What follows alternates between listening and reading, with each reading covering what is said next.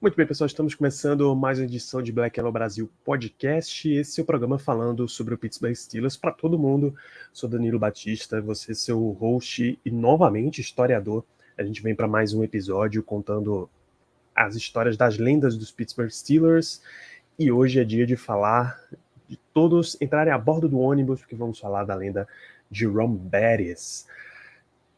Só antes da gente começar, uma rápida sessão de recados. Acessa lá @BlackYellowBR no Twitter, no Instagram, no Telegram, aqui no YouTube.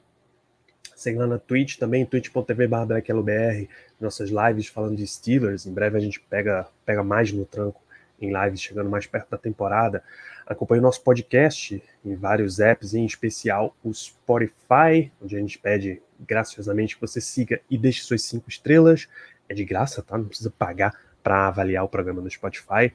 E acompanha também na FN Network. Nosso programa é a casa do Black Yellow Brasil e de vários outros projetos falando de esportes americanos, entre eles o Eaglecast falando de Pittsburgh Penguins, a Rádio Pirata falando de Pittsburgh Pirates. Se quer se vestir como Pittsburgh Steelers, mostrar sua torcida pelo Black Yellow BR, inclusive, acessa lá a nossa loja collab55.com/@BlackYellowBR. Camisetas, bonés, moletons, vários produtos com a cara de Black Yellow Brasil para você, beleza? Hoje a gente vai para mais uma série histórica. Recomendo que vocês ouçam também outros episódios depois desse aqui. Não precisa ter ouvido um antes para ouvir esse outro, são histórias separadas, mas vale a pena. Episódio 43 a gente fala de Troy Polamalu, episódio 75 a gente fala do Minjo Green. Tem uma sequência de 3 episódios falando dos nossos head coaches da era moderna, né? Chuck Noll, o Bill Cowher e Mike Tomlin também. Há uns 2 episódios atrás, o 441, eu contei a história do Terry Bradshaw e agora a gente está de volta para contar a história de Jerome Bettis. Vamos lá, Jerome Abram Bettis Sr., tá? Eventualmente viria o Júnior e ele adota o nome Sr. Nascido 16 de fevereiro de 72 em Detroit, Michigan, o mais velho de 3 filhos, filho de Gladys Elizabeth e Johnny E. Bettis. Mais velho de 3 filhos, você já pensa, pô, são crianças, têm muito tempo livre, jogam muita bola, já entram no universitário com uma carreira atlética fantástica, né? Porque é assim onde vem os grandes atletas. Não é o caso do nosso menino Jerome, ele só começou a jogar futebol americano mesmo no high school. Até então, o lance dele era jogar boliche. Mas imediatamente antes de começar o high school, num comparativo com o sistema brasileiro, pensa no ensino fundamental e ensino médio. Tá? O high school é o ensino médio. Quando ele foi para o ensino médio, ele tinha decisão, né? Continuo nessa linha de boliche ou parto para o futebol americano. Aí ele já estava pensando, como uma família pobre, né? Ele tinha um alto nível de boliche, ele podia seguir carreira no boliche, mas só Ohio State oferecia bolsa para jogar boliche naquela época, e mesmo assim era uma bolsa parcial, então ele não ia poder pagar os estudos dele em Ohio State. Então, pô, vamos pro futebol americano, que tem muito mais oferta de bolsa, tem muito mais bolsas completas, e aqui o meu futuro acadêmico e financeiro também pode ser muito melhor. E rapidamente ele já era o fullback número 1. Pensa que fullback no ensino médio é um lance que ele vai correr, tá? Não necessariamente é o bloqueador que a gente vê hoje em dia. E o linebacker número 2 do país, fullback número 1, linebacker número 2 do país, ele jogava ataque e defesa. O que nessa altura da vida é sempre bom você ter uma visão técnica, tática de várias posições diferentes. Na Mackenzie High School em Detroit, ele era um running back e linebacker. Como senior, ele já era o melhor jogador do estado, de acordo com a Detroit Free Press, e vencedor do Gatorade Circle of Champions, jogador do ano do Círculo dos Campeões da Gatorade, a marca de isotônico, você adivinhou bem. Aos 14 ele foi diagnosticado com asma, o que deveria ser um negócio horrível para um atleta, principalmente um corredor, um cara que se dedica tanto assim, né?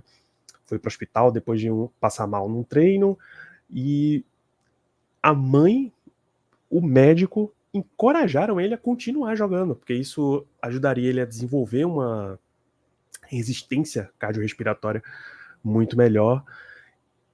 E mesmo tendo passado anos e anos e anos e anos livre de sintomas, ele ainda teve num jogo nacional em 97 um ataque de asma, mas bom, continuou seguindo a recomendação, né? Se os melhores tacklers da NFL não estão tirando o fôlego dele o suficiente, não vai ser a asma que vai me parar, disse o próprio Jerome Bettis. Então, anos depois de ser aposentado, tá, ele inclusive desenvolveu como é que a gente pode dizer, uma filantropia, uma instituição, um sistema de palestras e tal, educando contra os sintomas da asma e educar americanos sobre controlar os sintomas da asma. Isso é uma causa muito importante para eles. Eu mencionei que ele é o mais velho de 3 filhos, de uma família relativamente pobre em Detroit, uma cidade onde o crime é muito forte, cara. Robocop se passa em Detroit, tá? Daí você tem uma noção de que era uma era em que o crime realmente estava muito forte. Jerome Bettis, ele dá depoimentos vários de que eles queriam um pouquinho de grana a mais vendendo drogas, tá? Não é bonito, ele sabe que não é. Nas palavras do Bettis, né? A gente tá no gueto, tá na favela. Nossos pais estão trabalhando horrores. Mesmo assim, a gente não tem dinheiro nenhum. A gente precisava de uma grana. Quer saber? Vamos lá tentar, cara. Foi uma das coisas que a gente se arrepende, mas naquela hora era a única opção que a gente tinha disponível, e isso era parte dos vizinhos, dos amigos, dos colegas, etc. Não é realmente uma coisa normal, não é nada que eu queira aqui glorificar e exaltar, porque realmente não é legal, tá? E eu já estive em posição de tirar a vida de alguém e nunca é uma coisa boa. Olhando em retrospectiva agora, eu reconheço todos os pontos errados, foram decisões ruins, mas era o que a gente tinha e a gente acabou convivendo com as consequências daquele ato. Ele conta também que ele chegou a atirar em pessoas, mas felizmente não matou ninguém. A mãe recebeu o chamado da escola para conversar com ele, de olha, todas as pessoas com que ele está se envolvendo estão nessa situação. A mãe chegou, conversou com ele e disse, olha, eu preciso que você pare, o seu futuro está completamente em jogo aqui. Felizmente, só essa conversa adiantou, ele focou e se voltou para lá, né? Uma das primeiras cartas que ele recebeu de convite de bolsa foi para Notre Dame, que imediatamente causou estranheza. Pô, Notre Dame? Tipo, na França? Na Europa? Não, bobão. Notre Dame, ali em South Bend, Indiana. Ele não assistia college football, não tinha tempo para essas coisas. Aos 17, a ideia era ser um engenheiro elétrico.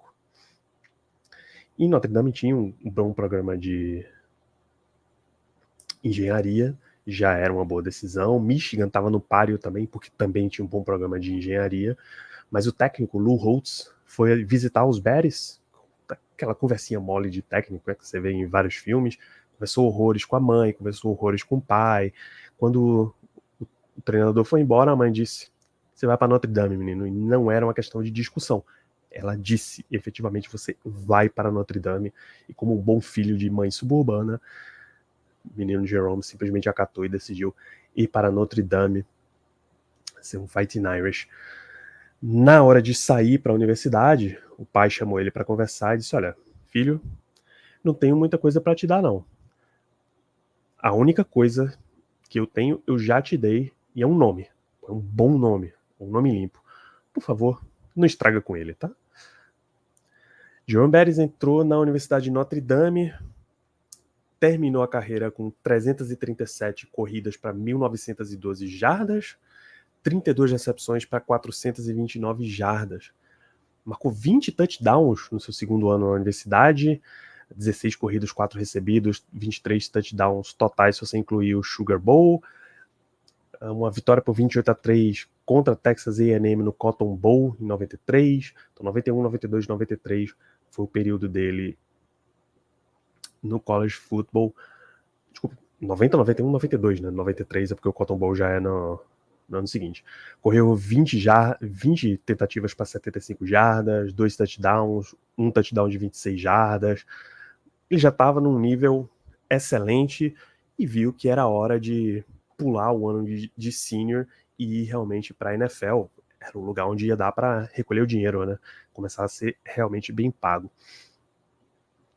Ele foi para o draft de 1993 e voltou para a universidade, mas só em 96.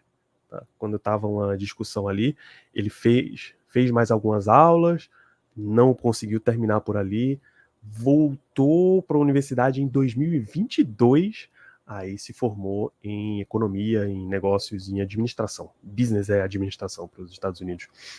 Tem um mini documentário disso da NFL Films no YouTube, vocês conseguem conferir, do Jerome Bettis voltando e se formando efetivamente em Notre Dame.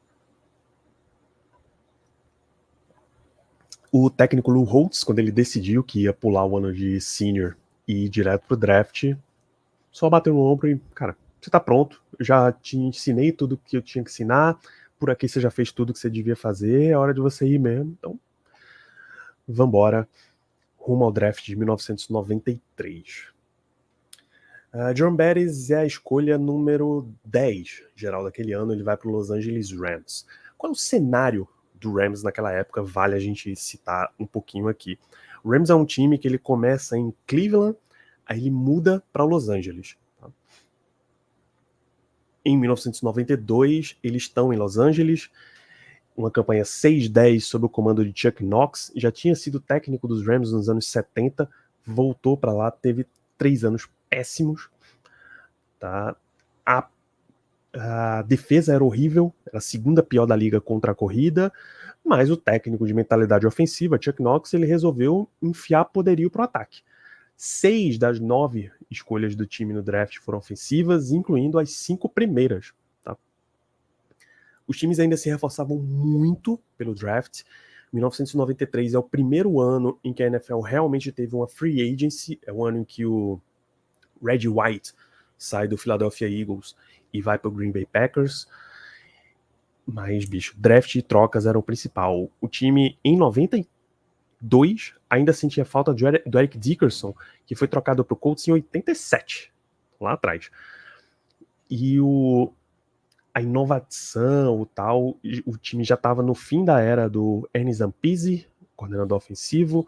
O Jim Everett, quarterback, foi trocado eventualmente. Então o Chuck Knox teve 3 anos e nos 3 ele foi lanterna da NFC West.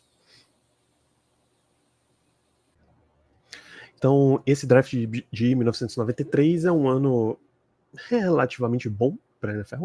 Drew Bledsoe foi a escolha número 1 para o New England Patriots. Um ano ótimo para Hall of Famers, né? Olhando um pouquinho de trás para frente, o John Lynch foi escolha de terceira rodada para o Bucks, safety. O Will Shields, guard, foi escolha de terceira rodada também para Kansas City Chiefs. Michael Strahan, até recentemente o único recordista de sacks da NFL, hoje ele está empatado com o TJ Watt, foi escolha de segunda rodada para o Giants. E o Willie Roaf, tackle, foi escolha de primeira rodada para o Saints. E claro, Jerome Bettis, escolha do Rams, também um Hall of Famer. Em 93, no geral, o Rams teve uma campanha ruim. 5-11, 10 jogos perdendo por 2 dígitos, ameaça de relocação o tempo inteiro, principalmente para Baltimore. Baltimore tinha 10 anos antes, quase, perdido o time para Indianápolis, né? O time pegou as coisas e se mudou de Baltimore para Indianápolis, o Colts. Desgaste horrível com a torcida, e aí eles tiveram um destaque, basicamente, que é o Jerome Bettis, né? Ele recebeu o apelido de The Battering Ram, que significa um ariete, sabe aquele tronco enorme que o policial bate na porta para arrombar portas mesmo? Então, esse era o Jerome Bettis. Correu para 1.429 jardas, 7 touchdowns, 79 first downs corridos, 7 jogos para mais de 100 jardas, sem ser o titular de fato da equipe até uma boa parte da temporada. All-Pro como calouro, foi o único All-Pro calouro daquele ano, e calor ofensivo do ano, além de presença no Pro Bowl. 1994 foi um pouquinho mais abaixo, 1.025 jardas, 3 touchdowns e 1 touchdown aéreo. O técnico realmente não encaixava muito o estilo, e o time também não era muito bom, não dava para as melhores oportunidades. E de 94 para 95 tem um grande acontecimento para o Los Angeles Rams, que é a relocação, né? Eles saem de Los Angeles depois de, acho que 50 anos, 50 anos em Los Angeles, e eles resolvem mudar. As conversas já vinham dominando, o time já tinha deixado de jogar no LA Coliseum, né? em 1980, Carol Rosenblum, que era o dono, queria um lugar mais moderno, queria um estádio um pouco menor para ele poder lotar o estádio e evitar o blackout da TV, porque você tinha um percentual de ocupação do estádio para poder ser liberada a transmissão para a própria cidade. O Coliseu tinha quase 100 mil lugares, então eles foram para o recém-construído Anaheim Stadium, o Angel Stadium, hoje, casa do Los Angeles Angels, que tinha uns 70 mil ali para futebol americano, né? Para o beisebol eles tinham uns 40 mil. O Raiders tinha saído de Oakland e vindo de volta, enfim, para Los Angeles. Eles jogavam justamente no Coliseu e era hypadíssimo, era auge do Raiders, era um time fortíssimo. Curiosamente, o Rams saiu em 95, o Raiders também saiu pouco depois, em 95. O Rams não tinha um time atrativo para aquele ano. O Gene Everett já tinha sido trocado para o Saints, o Kevin Green saiu como free agent justamente para os Steelers, a torcida não estava comparecendo, tinha muito blackout de transmissão, o estádio em Anaheim não estava sendo renovado, reformado do jeito que a dona queria. O Carol Rosenblum, ele assinou a mudança do Coliseu para o Anaheim Stadium e meses depois ele faleceu nadando na praia perto de casa. E aí a esposa, a viúva, é que assumiu, Georgia Rosenblum, depois Georgia Frontier. E durante o mandato dela, o estádio não estava progredindo do jeito que eles queriam. O Rams tentou uma proposta para mudar para Baltimore, que estava sem time, mas a diretoria rejeitou a proposta. Os donos de franquias da NFL rejeitaram a proposta, e na audiência lá que eles fazem, né? Depois ela veio com uma nova proposta de mudar de Los Angeles para St. Louis, também foi rejeitada. Aí ela entrou com uma ameaça velada ali de processo contra a liga. Eles, ok, você pode ir para St. Louis. O Pete Rozelle era o comissário na época, ele autorizou a mudança em 1995. O estádio seria basicamente inteiro financiado com dinheiro público e com uma cláusula de contrato dizendo o seguinte: o nosso estádio, o Transworld Dome, ele teria que estar entre os 25% melhores estádios da liga a qualquer momento enquanto esse contrato estiver vigente. Depois, uns 10 anos depois, eles tiraram essa cláusula porque eles estavam recebendo de fato isso. Mas se alguém criasse uma nova melhoria, qualquer coisa melhor do que o estádio, e eles caíssem desse top 25%, a cidade teria que financiar reformas para eles voltarem para esse top 25%. Uma birutice, mas a galera queria muito um time em St. Louis, topou. Entre os donos de time que foram contra a votação tinha uns 22 votos contra na primeira proposta. Quando ela ameaçou processar a liga, passou para uns 23 votos a favor. Entre os donos que continuaram contra, Pittsburgh Steelers e Dan Rooney, dizendo que uma franquia da NFL ela deveria dar retorno para os fãs que têm sido fiéis e leais há tanto tempo para sua franquia, e era isso que eles deviam fazer que o Rams deveria fazer com a cidade de Los Angeles, né? Não adiantou nada, ela mudou do mesmo jeito. Então, o Rams saiu de Los Angeles, lá na costa oeste, viajou para o centro ali dos Estados Unidos, que é St. Louis. A liga não fez relocações, assim, não fez um realinhamento para mudar eles de divisão. Eles continuavam com os mesmos rivais lá na costa oeste, São Francisco, Seattle, Arizona. Tá? Cidade nova, GM novo, porque tinha uma avaliação de que ele não estava draftando os melhores talentos. Head coach novo, Rich Brooks, assumindo no lugar do Chuck Knox. Chuck Knox tinha sido um OL coach na carreira dele antes de virar head coach, então ele tinha um foco super terrestre. Rich Brooks não, ele já queria um time mais aéreo, um time mais moderno para a época, né? Um time realmente mais explosivo. Não rolou para Jerome Bettis. Em 1995 ele teve só 637 jardas, nos últimos 6 jogos só 6 carregadas, e aí eles começaram a sentir que o ambiente não ia ficar legal para ele. Ele estava chegando no fim do contrato de calouro, né? 3 anos, 4,6 milhões, 4,7 milhões, fez um curto holdout ali na pré-temporada. Alguns jornalistas, inclusive, chegaram a avaliar que ele estaria acabado aos 24 anos de idade, ele já estaria acabado. Que a vida útil de running backs na liga é muito curta. Coincidência, né? É exatamente o que a gente vê hoje em dia.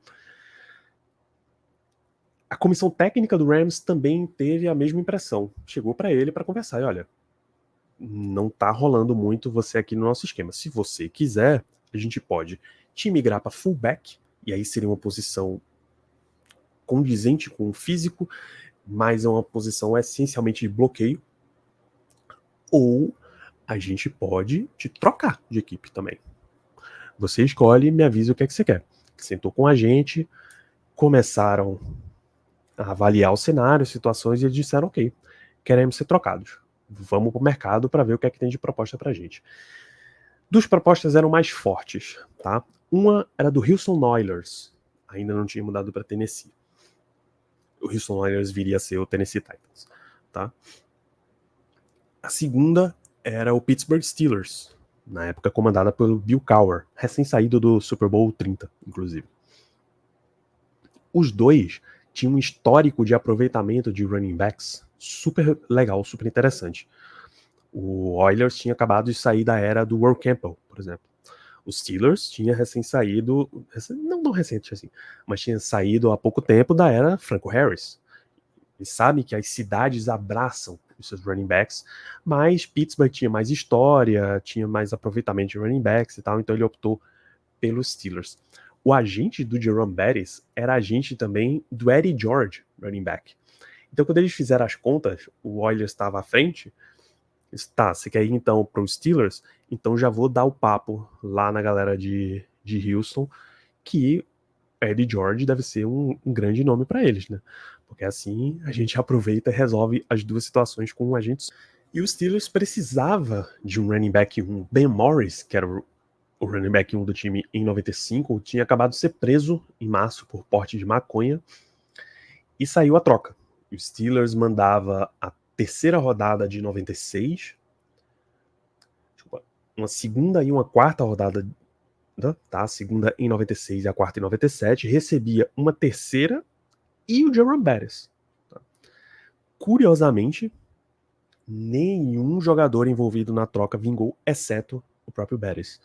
Tá? São vários jogadores que foram trocados 2 anos depois, que nunca jogou pelo time, então ficou tudo horrível. O Bill Cowher, ele tinha uma paixão por Jerome Bettis desde a temporada de calouro dele, mas o Steelers nunca teve acesso para draftar, né? Contra os Steelers, na semana 2 de 93, Bettis correu para 76 jardas e um touchdown, o Rams ganhou por 27-0 aquele ano. Assim que apareceu a notícia que ele estava disponível para troca, era inacreditável. Pô, os caras vão realmente botar esse maluco no nosso colo. Os Steelers, naquele ano, eles queriam o Alstott, Tony Alstott. Acho que foi um fullback lendário. Assim, é um Hall of Famer também pelo Tampa Bay Buccaneers, eu acho. E se Bettis não tivesse para troca, eles teriam draftado o Alstott, mas veio essa troca. Um monte de gente acreditou que o Rams tinha se dado melhor, porque o Bettis já estava no fim da carreira, já estava declinando, e que a compensação foi muito alta. Os Steelers pagou, meu Deus, uma escolha de segunda, uma escolha de quarta rodada, recebeu uma terceira de volta. Realmente foi um jogador muito caro, e aí a gente lembra que caro é jogador ruim, né? E ia rolar um problema inevitável ali, porque se Bettis fosse mal nos Steelers, eles teriam desperdiçado uma escolha de draft. Se ele fosse bem, uma renovação estaria vindo. E aí o Steelers não poderia pagar essa renovação, ia ficar apertado contra o cap e tal. Mais ou menos o cenário que a galera discute hoje numa troca por um wide receiver, tá? O Brandon Ayuk, por exemplo. Se o Steelers troca pelo Ayuk, ele só tem mais esse ano de contrato. E aí vai ter que rolar uma renovação, né? Se o cara for mal, você perdeu as escolhas. Se o cara for bem, você vai ter que renovar e vai ser um valor bem alto. Bom, o Steelers em 95 jogou o Super Bowl 30. O Steelers perdeu para o Dallas Cowboys aquele ano. Bill Cowher já tinha sido o head coach mais jovem a levar a sua franquia a um Super Bowl. Tá? Depois ele foi superado pelo Mike Tomlin no Super Bowl 43 e pelo Sean McVay no Super Bowl 56 com o Los Angeles Rams. Já Los Angeles já tinha voltado.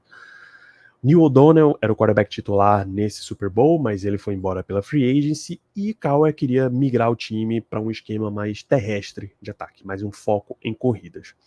Na sua primeira temporada no Steelers, veja, em 95, ele correu para 637 jardas em St. Louis. Em 96, em Pittsburgh, ele correu para 1.431 jardas e 11 touchdowns, sabe?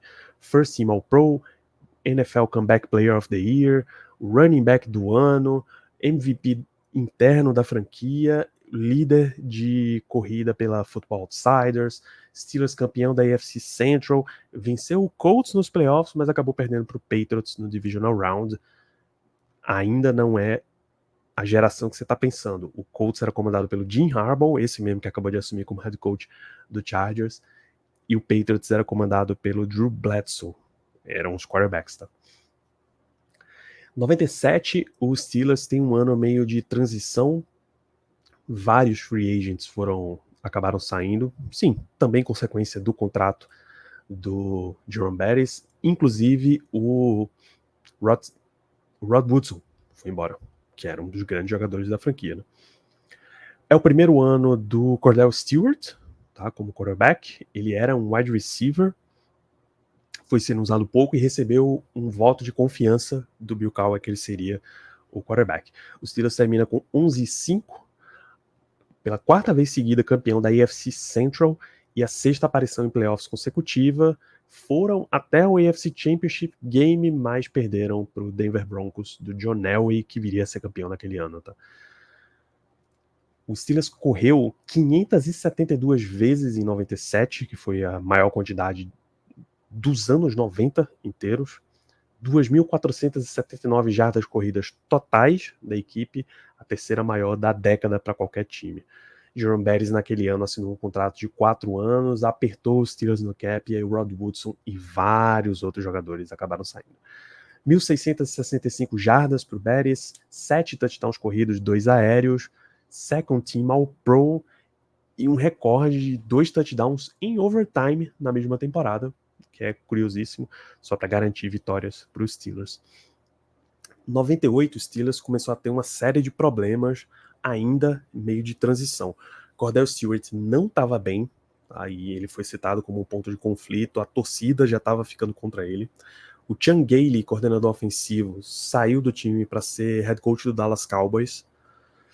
E o Yancey Thigpen, o melhor wide receiver, o líder de recepções do time, saiu para o Tennessee Oilers. Ray Sherman, novo coordenador ofensivo, não deu conta, não durou nenhuma temporada. O Cowher tomou o controle do play calling ofensivo, também outra parada que a gente acabou de ver recentemente.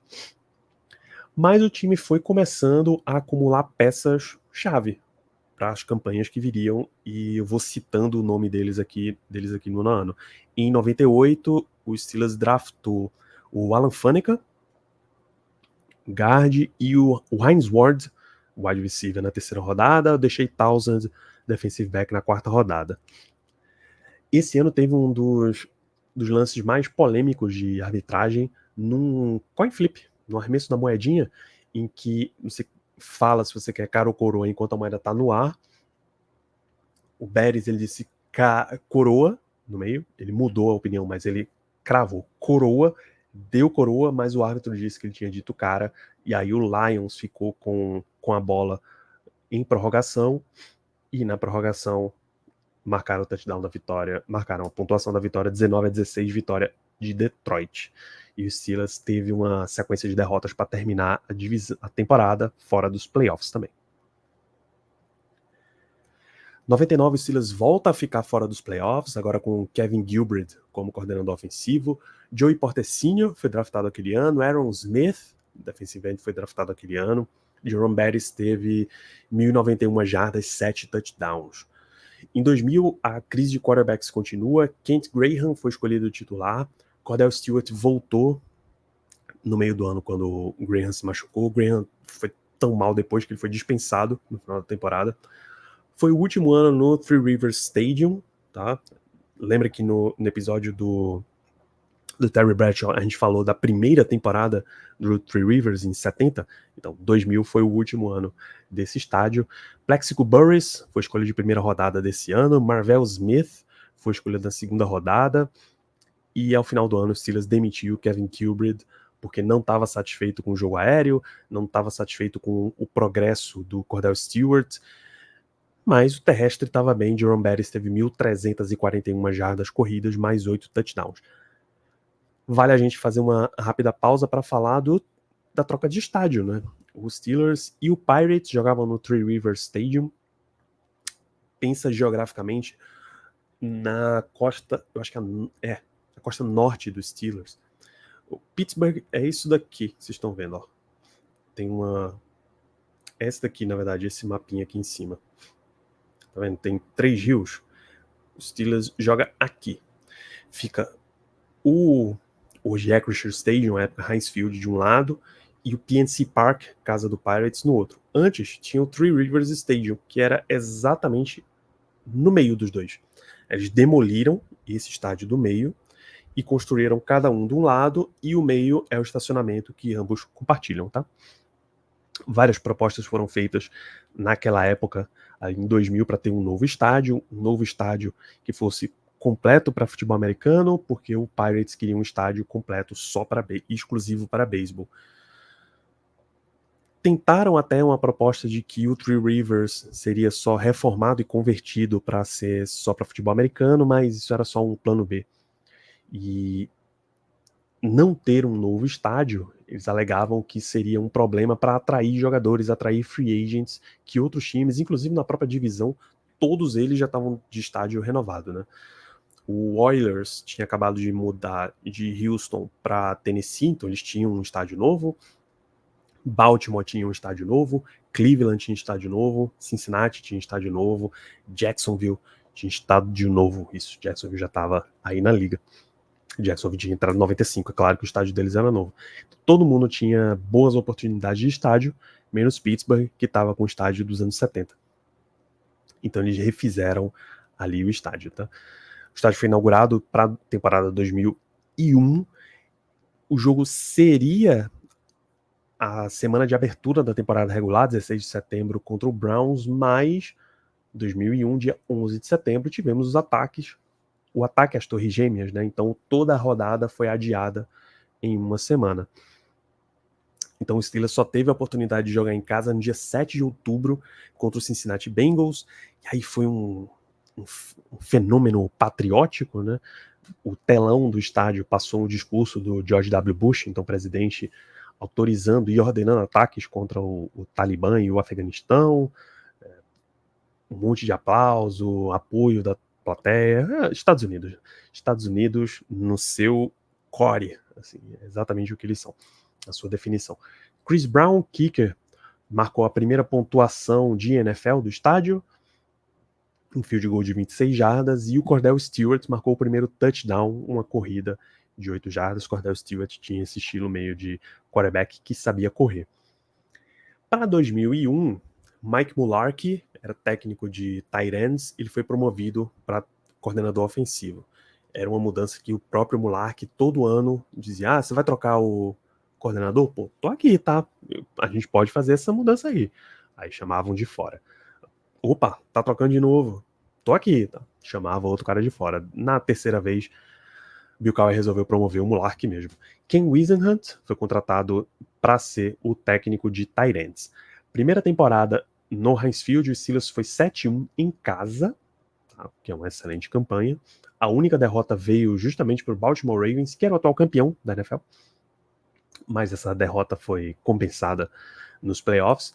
Pela terceira vez, o Steelers chegou até o AFC Championship Game, jogo em casa, e pela terceira vez o time de Bill Cowher saiu derrotado. O New England Patriots, agora o Patriots do Tom Brady. Se é 2001, essa é a temporada... Enfim, ele bateu o New England Patriots, bateu o Steelers, não interessa qual é a temporada do Super Bowl do Patriots. O Steelers correu 580 vezes com a bola naquela temporada, de novo a maior da NFL. De novo, grande ano do Jerome Bettis, 1.072 jardas, 4 touchdowns. Casey Hampton foi escolha de primeira rodada, mais peças-chave entrando aqui, né? Kendrell Bell foi escolha de segunda rodada. Bettis liderava a liga em jardas corridas, uma boa parte da temporada, mas teve uma lesão de quadril e virilha e perdeu o resto da temporada. Ficou o Amos Zerowe como o running back do time e Bettis começou a migrar de um titular absoluto, super jogador, para uma posição um pouquinho de mentor, sabe? Um closer, como o Bill Cowher gostava de chamar ele. Era o cara que o jogo estava caminhando para definição e cravava que o Bettis ia trazer a vitória para casa. Em 2002, a NFL recebeu mais uma franquia, o Houston Texans, é a franquia mais jovem da liga até hoje. E isso fez com que eles chegassem a 32 times e fez um realinhamento das divisões. O Steelers jogava a AFC Central com Baltimore Ravens, Cleveland Browns, Cincinnati Bengals, mas também tinha Tennessee Titans, ex-Houston Oilers, ex-Tennessee Oilers e Jacksonville Jaguars. De 6 times, eles migraram para um formato com 2 conferências, mantendo, né? 4 divisões por conferência, não mais 3, e 4 times em cada divisão. O Steelers foi para a AFC Norte e os seus rivais tradicionais, os mesmos até hoje, Ravens, Browns e Bengals. Desde 2002 a NFL não fez mais nenhum realinhamento, graças a Deus. O primeiro título da AFC Norte foi justamente de Pittsburgh Steelers, campanha 10-5-1, foi a playoffs, né, campeão de divisão vai a playoff, bateu o Cleveland Browns no wild card, mas acabou perdendo para o Titans no divisional round. Foi o último jogo do Cordell Stewart como titular, foi substituído pelo Tommy Maddox durante uma partida no meio da temporada. Depois ele chegou até a voltar e substituir o Maddox como titular em meio de jogos, mas ele nunca foi titular de novo. Charlie Batch, Antoine Randall, Chris Hope, Larry Foote, Brad Kiesel, James Harrison, todos foram adicionados esse ano, que é um negócio enorme. Jerome Bettis, por lesões, ele ficou só com 667 jardas, mais 9 touchdowns. Você nota a importância dele no time, mesmo correndo menos jardas. 13 jogos disputados, algumas lesões deixaram ele no banco para o Zerowe por vários momentos. Mas ele recuperaria esse status de titular em 2003, correndo para 811 jardas e 7 touchdowns.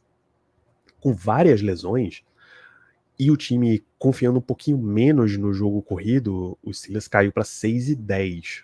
Tá? Perdeu vários jogos consecutivos ali na final da temporada, não conseguiu fazer sequências de jogos consecutivos vencendo. Mas 2 peças enormes para esse time foram adicionadas em 2003. Ike Taylor, cornerback, e a escolha de primeira rodada, Hall da Fama e provavelmente camisa aposentada no futuro, Troy Polamalu, foram draftados em 2003. 2004 é um ano super chave aqui na nossa história. Veteranaço, Jerome Bettis de novo assumiu a posição de mentor, o Deuce Staley foi contratado e ia ser o running back titular, Willie Parker, undrafted free agent, chegou naquele ano. Mike Mularkey saiu, era o coordenador ofensivo, foi treinar o Buffalo Bills. Ken Whisenhunt, treinador de tight ends, foi promovido para coordenador ofensivo. Dick LeBeau, o lendário Dick LeBeau, tinha passado como head coach, volta para assumir o cargo de coordenador defensivo de novo. De 6-10 em 2003, o Steelers deu uma progredida muito, muito, muito significativa em 2004. Essa campanha 6-10 deu para os Steelers a 11ª escolha no draft de 2004, usada para selecionar o quarterback Ben Roethlisberger. Essa história é famosíssima. O time dizendo que não podia de novo ter outra situação do Dan Marino, deixando o ídolo local passar e vamos draftar o cara. Charlie Batch machucou na pré-temporada. Era o QB2. Tommy Maddox machucou durante a temporada. Era o QB1. Então Ben Roethlisberger precisou entrar em campo. O QB3 precisou entrar em campo. Ele entrou e o time não perdeu mais naquela temporada regular. 13 vitórias seguidas. Um recorde para iniciar uma temporada para um quarterback calouro. Max Starks foi draftado também, o Willie Parker, undrafted free agent, Deuce Staley contratado, então o time estava realmente encorpado. Betts foi titular em 6 jogos, mas jogou em 15, né? Ele era realmente o mentor, o reserva, o closer. 941 jardas, 13 touchdowns, belíssima campanha. O Steelers ficou 15-1. Pô, de 6-10 para 15-1 é um progresso absurdo, obviamente, seed 1 da AFC. Recebe o Jets no Divisional Round, vence o New York Jets. Recebe o New England Patriots no AFC Championship Game e perdeu, assim, perdeu feio para os Patriots do Tom Brady novamente. Gosto amarguíssimo pro Bill Cowher, bicho. Em 5 temporadas, na carreira do Bill Cowher em Pittsburgh, eles sediaram 5 AFC Championship Game. Eles perderam 4. Cara. Terrível. Ficou aquele gosto de, cara, Bill Cowher nunca vai ser campeão. Você precisa trocar esse técnico porque ele não tem. Ele é um perdedor por essência. Você não vai conseguir ser campeão com Bill Cowher no teu comando. Jerome Bettis também ficou com gosto amargo.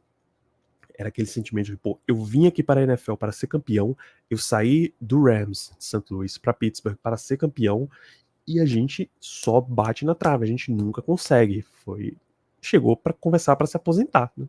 Não dava mais para ele em 2004, 32 anos de idade. O Steelers de novo liderou a NFL em tentativas de corrida. O Bettis ficou brigando com o Curtis Martin pela liderança de jardas corridas a temporada inteira, mas na última semana ele foi ultrapassado pelo Martin porque ele descansou, enquanto o Martin efetivamente jogou para garantir vaga para os Jets.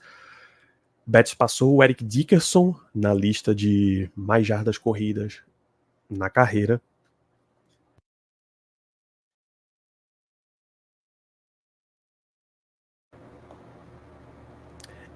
De lá para cá, alguns running backs já ultrapassaram, tá? Ele entrou no top 5 geral, mas o Frank Gore, que se aposentou só em 2020, já ultrapassou. O Adrian Peterson, aposentou em 21, também ultrapassou.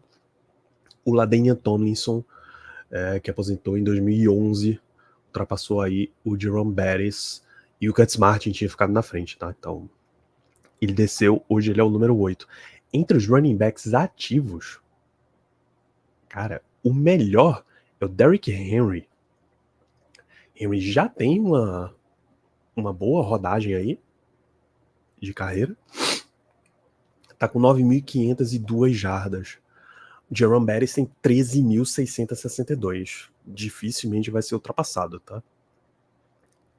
Cara, é um cenário que tá muito difícil para alguém ultrapassar, considerando como estão os running backs hoje. Realmente muito difícil, cara. Mano, não tem. Efetivamente não tem. Teria que algum desses novatos realmente entrar com um gás absurdo se eles quiserem ultrapassar. Encostar ali no top 10, no top 5, enfim. No final desse AFC Championship Game de 2004, né, da temporada 2004, Ben Roethlisberger puxou o Bettis completamente emocionado, ele era um calouro, e jogou, cara, me dá só mais uma chance, só mais uma, eu prometo que eu vou te trazer um Super Bowl. Nossa, olha, calouro, super emocionado, não, irmão, não vai rolar. Na segunda-feira, depois do jogo, Bettis pediu pro técnico para falar pro time, disse que estava encerrando a carreira, muito obrigado por tudo que vocês fizeram, todo mundo chorou no vestiário, Hines Ward estava acabado de chorar, tinha repórteres esperando lá de fora do vestiário e eles não sabiam, e pô, o Hines Ward super emocionado dando depoimento, Jerome merece ser um campeão, e pô, estavam todos eles quebrados, né? Cara, esse é um dos caras mais durões de toda a NFL e eu fiz ele chorar na TV, que isso? Absurdo. Logo depois que passou o Super Bowl, e aquele ano acho que o Patriots é campeão também, é o Super Bowl 39 e o Patriots é campeão. Jerome Bettis recebe uma ligação. O Corey Dillon, que era o running back, teve uma fratura de costela, não poderia jogar o Pro Bowl, e aí o Bettis era o primeiro reserva, né? Ele não queria ir, tinha uma filha recém-nascida prematura, ele estava no hospital junto com ela, conversou com a esposa e olha, ela falou para ele que seria uma grande oportunidade de terminar a carreira no alto, né? Você não vai querer terminar com uma derrota. Pô, vai lá, faz uma festa, você precisa disso para ter um encerramento, sabe? Para você mesmo ter esse fechamento no teu coração. Aí ele pegou o avião, foi pro Havaí. Vários jogadores do Steelers tinham sido chamados pro Pro Bowl, né? Pô, o time foi 15-1. Quando ele tá no hotel, e a comissão técnica da conferência, o Pro Bowl, o Jogo das Estrelas, era AFC contra NFC. O técnico de cada uma era o time que perdeu a final de conferência. Então, quem treinaria os Steelers? A comissão do Bill Cowher. Tá todo mundo no hotel, de boa, a comissão técnica tá lá. E num luau, um jantar antes do jogo, com os Rooney e tal, a equipe, o Clark Hagans especificamente, o linebacker, estão trocando ideia. Ele, cara, vai ser uma pena, ou vai ser realmente muito chato quando isso acontecer. O que vai ser chato, cara? Não, quando a gente for jogar no Super Bowl em Detroit e tu não tiver com a gente lá, né? E ele, pum, deu estalo no Betis. Peraí, o Super Bowl em Detroit? E veio aquele balãozinho de sonho, assim. Pô, os caras vão jogar um Super Bowl, eles vão erguer o Lombardi Trophy na minha casa e eu não vou estar lá. Porra, minha família me acompanhou todos os jogos. Minha esposa, minha filha não vão ter essa oportunidade de me ver. Cara, eu preciso conversar, preciso ver isso aqui. Sentou para falar com a esposa e ela disse: olha, você quem sabe. A decisão é completamente sua. Beres puxou o telefone, ligou pro técnico e vamos para mais um ano.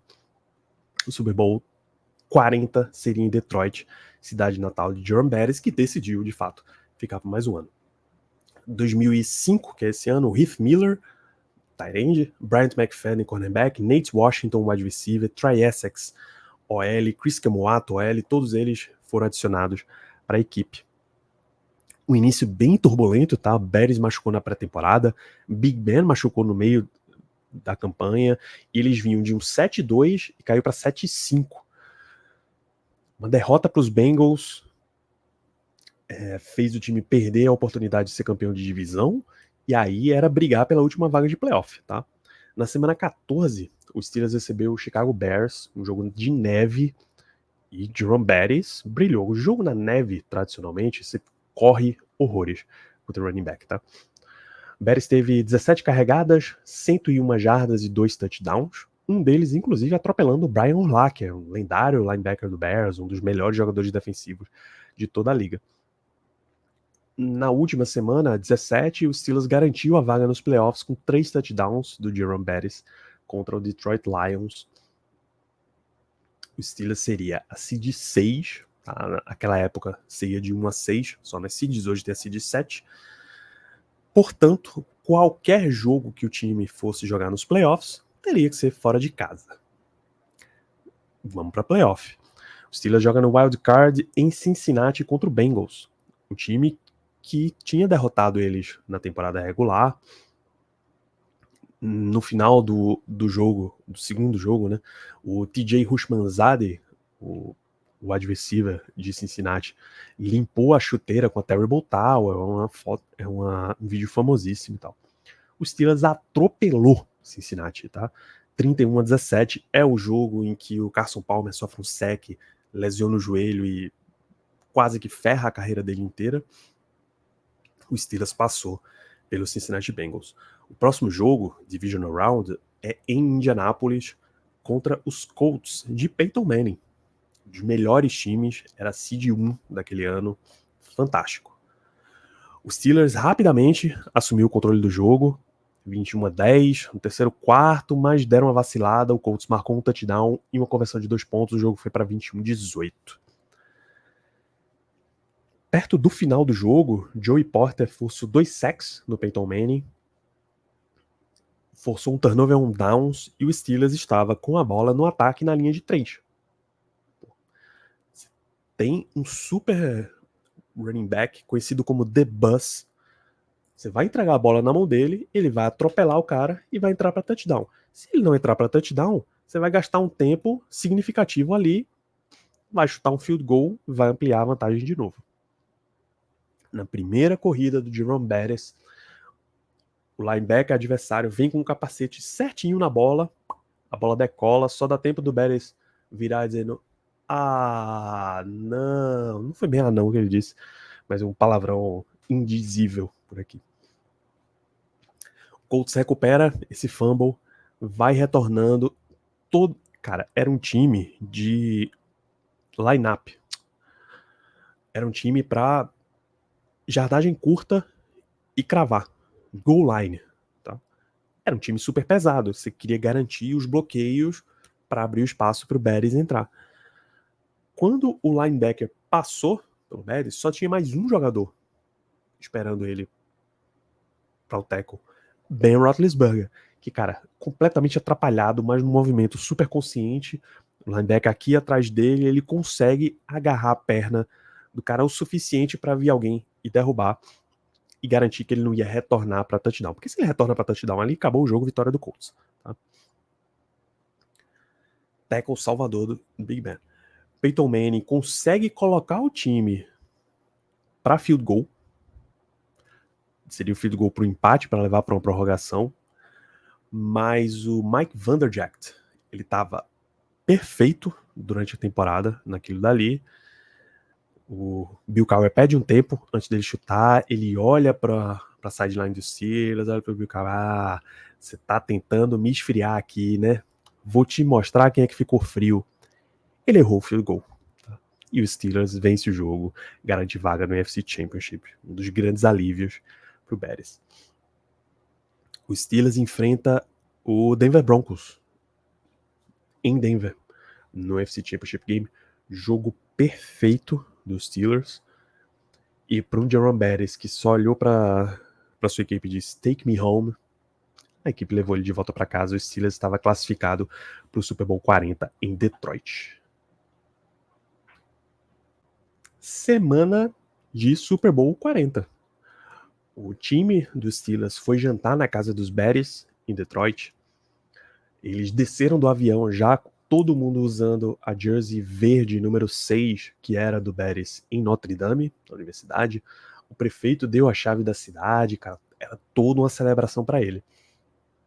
E aí o time se aprontou, eles treinaram no Silver Dome, o antigo estádio do Lions, e o jogo era no Ford Field. O adversário, o Seattle Seahawks, treinou no CT do Lions mesmo.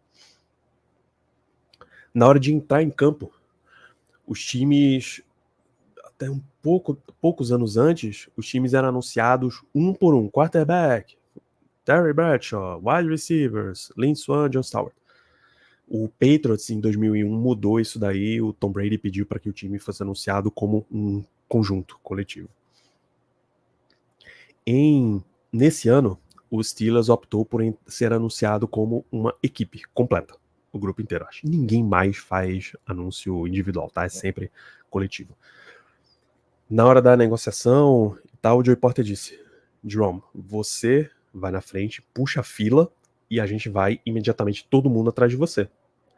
Pô, é o seu Super Bowl, cara, mas estamos todos com você. Então, Jerome, Pittsburgh Steelers, ele dá 1, 2 passos para frente, começa a correr gritando e o Joey Porter, ninguém entra. Só o Jerome Bettis entrou correndo, gritando. Quando ele chegou no meio do campo, virou para trás, caramba, não tem ninguém. Ele percebeu o que tinha acontecido ali, que era super homenagem para ele e tal, a emoção bateu e os gritos e tal, aí o time inteiro entra e jogam para ele mesmo, tá? Jerome Bettis teve 14 carregadas no Super Bowl 40, 43 jardas, incluindo aquele finalzinho ali de, cara, não me interessa quantas jardas você vai trazer pra gente, só não solta essa bola de jeito nenhum. Ele foi o closer do time mais uma vez. O Steelers vence por 21-10 o Super Bowl 40. Jerome Bettis comemora com a família, podendo finalmente encerrar sua carreira como um campeão. Nas palavras dele, no pódio, segurando o Vince Lombardi Trophy. Eu joguei esse jogo para ser um campeão, por um título. Eu sou um campeão. E a última parada desse ônibus é aqui em Detroit. Valeu. Então, o Jerome Bettis estava oficialmente aposentado no pódio do Ford Field em Detroit, segurando o Vince Lombardi Trophy como campeão da NFL. Essa é a aposentadoria de Jerome Bettis, efetivamente. A camisa 36 que ele usou pelo Pittsburgh Steelers não foi aposentada oficialmente, mas desde então ninguém mais usou a 36. E existe uma expectativa de que ninguém mais vá usar essa 36. É um dos poucos números que os Steelers têm, dos muitos números, na verdade, que não estão aposentados, mas que o time não entrega mais para ninguém. Ele deve ser um dos próximos à aposentadoria. Se nesse programa aqui me permitem um palpite, eu diria que Terry Bradshaw, Jerome Bettis, Troy Polamalu e Ben Roethlisberger. Talvez Jack Ham, Jack Lambert. O resto eles vão ficar nessa aposentadoria indireta. Talvez também o Gary Anderson, o número 1, porque é o cara que marcou mais pontos na história da franquia. Em 2013, ele foi finalista e não conseguiu, mas em 2015, Jerome Bettis foi votado para a classe do Pro Football Hall of Fame, e lá ele agradece todo mundo, Bill Cowher, jogadores, Ben Roethlisberger por aquele discurso, e ele finaliza olhando para o filho, Jerome Bettis Jr., dizendo, olha, as mesmas palavras que o pai disse para ele. Eu não tenho muito para te dar, mas eu tenho um nome, meu nome é incrível, eu tô dando ele para você e, por favor, não estraga tudo. O pós-carreira dele, Jerome Bettis tem um restaurante em Pittsburgh, é o Jerome Bettis Grill 36, aberto em 2007. Ele foi comentarista da NFL Network, da NBC, da ESPN, participou do Sport Center por um bom tempo. O Sport Center hoje quem participa é o Ryan Clark, também ex-Steelers, e hoje ele tem um programa The Jerome Bettis Show na WPXI TV, filmado no Heinz Field. Inclusive a WPXI, se não me falha a memória, é a afiliada da CBS em Pittsburgh. Então essa é a história do Jerome Bettis. Eu vou deixar recomendado o link no post aqui desse episódio para a entrevista dele para o The Players Tribune, que ele conta com os olhos dele vários disso aqui. Tem link também para o A Football Life, que é o documentário da NFL Filmes sobre a carreira do Jerome Bettis, e link do America's Game, que é o Bettis, o Joey Porter e o Bill Cowher falando sobre a temporada em que eles foram campeões nesse Super Bowl 40. Todos os três valem demais. Tem mais uma série de documentários, eu vou deixar também o da NFL Filmes, quando ele se formou em Notre Dame. Então essa é a história de mais uma lenda do Pittsburgh Steelers. A gente fecha esse episódio por aqui. Esperamos ver vocês nos próximos programas. Um grande abraço.